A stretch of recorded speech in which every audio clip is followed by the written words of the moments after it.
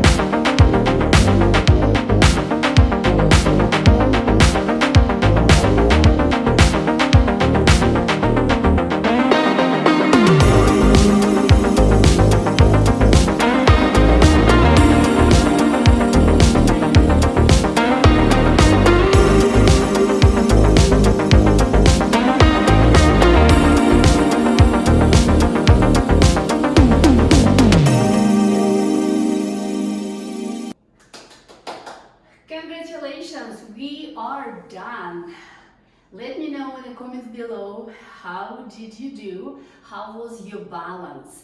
Practice this balance every day, holding each pose for at least 10 seconds. Thank you for joining me, and I see you in the next one.